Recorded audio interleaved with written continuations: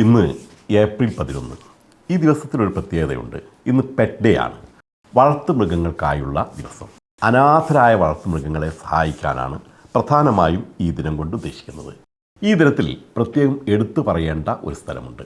അർജന്റീനയുടെ തലസ്ഥാനമായ ബ്യൂണസ് അയർസ്. ലോകത്തിൽ ഏറ്റവും കൂടുതൽ ആളോഹരി വളർത്തുമൃഗങ്ങളുള്ള നഗരമാണത്.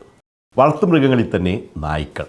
അതിനോട് ബ്യൂണസ് അയർസിൽ മാത്രമല്ല, അർജന്റീനയിലെ തന്നെ ജനങ്ങൾക്ക് പ്രത്യേക അഭിനിവേശമാണ്. ബ്യൂണസ് അയർസിൽ മനുഷ്യക്കുട്ടികളെക്കാൾ നായക്കുട്ടികളെയാണ് ജനങ്ങൾ കൂടുതലായി ഇഷ്ടപ്പെടുന്നത്. അത്രേ കേട്ടാൽ അതിശയം തോന്നും, പക്ഷേ സത്യമാണ്.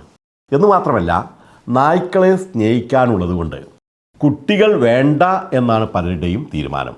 ഭർത്താക്കന്മാർ വേണ്ട, സ്നേഹിക്കാനും പ്രേമിക്കാനും ഒരു നായ മതി എന്ന് തീരുമാനിച്ച യുവതികളും അവിടെ ഏറെയാണത്രേ.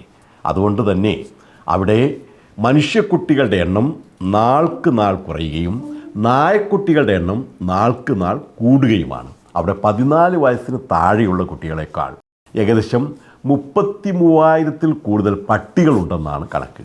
അർജന്റീനിയൻ പ്രസിഡന്റായ ജാവിയർ മിലി പോലും സർക്കാർ ഭവനത്തിലേക്ക് താമസം മാറ്റുമ്പോൾ ഭാര്യയെയും കുട്ടികളെയും അല്ല കൊണ്ടുപോയത്, മറിച്ച് അദ്ദേഹത്തിന് തൻ്റെ 4 കാലുള്ള കുട്ടികൾ എന്ന് ഓമനത്വത്തോടെ വിളിക്കുന്ന ഇംഗ്ലീഷ് മാസ്റ്റിഫുകളെയാണ്. ഭാര്യയും കുട്ടികളെയും പിരിഞ്ഞിരിക്കാം, പക്ഷേ പട്ടികളെ പിരിഞ്ഞിരിക്കാൻ ആവില്ലെന്നാണ് അദ്ദേഹം പറയുന്നത്. നമ്മുടെ ഫുട്ബോൾ ഇതിഹാസം ലയണൽ മെസ്സി തന്നെ വലിയൊരു പട്ടിപ്രേമിയാണ്. മെസ്സിയുടെ നായ ആയതുകൊണ്ട് തന്നെ ഹൾക്ക് എന്നു പേരുള്ള ഈ വലിയ ഡോഗ്ഡി ബോഡോയും പ്രസിദ്ധരാണ്. വീട്ടിൽ മെസ്സിയോടൊപ്പം പതിവായി കളിക്കുന്നതിലൂടെയാണ് ഇവൻ ശ്രദ്ധ നേടിയത്. മെസ്സി എവിടെ പോകുമ്പോഴും ഹൾക്കും കൂടെ പോകുമായിരുന്നു. ഇത്തരം നായ്ക്കളുടെ പ്രായം 6 മുതൽ 8 വയസ്സ് വരെയാണ്. ഹൾക്കിന് പ്രായമായി. ഇപ്പോൾ ദീർഘയാത്ര ചെയ്യാനാവില്ല. അതുകൊണ്ട് മാത്രമാണ് കുടുംബം ദീർഘയാത്ര ചെയ്യുമ്പോൾ ഹൾക്കിനെ ഇപ്പോൾ കൂടെ കൂട്ടാതിരിക്കുന്നത്. അബു എന്നു പേരുള്ള മറ്റൊരു ചെറിയ നായ കൂടി ഈ കുടുംബത്തിലുണ്ട്.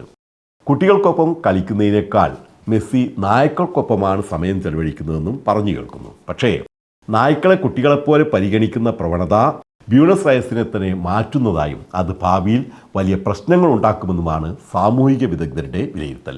സാംക്രമിക രോഗങ്ങൾ, ദഹനക്കേട്, ശ്വാസകോശ പ്രശ്നങ്ങൾ, ചർമ്മരോഗങ്ങൾ തുടങ്ങി നിരവധി ആരോഗ്യ പ്രശ്നങ്ങൾക്ക് ഈ ഒരു വളർത്തുനായ സ്നേഹം കാരണമാകുമെന്നും ആ നാട്ടുകാരെ അത് അലട്ടുന്നതായും ആരോഗ്യ പ്രവർത്തകരും മുന്നറിയിപ്പ് നൽകുന്നുണ്ട്. അപ്പോൾ നായ്ക്കളെ സ്നേഹിക്കുന്നതും വളർത്തുന്നതുമൊക്കെ കൊള്ളാം, പക്ഷേ സ്വന്തം കുട്ടികളെക്കാൾ അവയെ പരിഗണിക്കുന്നത് അത്ര നല്ലതായി എനിക്ക് തോന്നുന്നില്ല.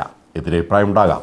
ഏതായാലും അവയുമായി അടുത്ത് പെരുമാറുന്നവർ രോഗം വരാതെ സൂക്ഷിക്കുന്നത് നന്ന്.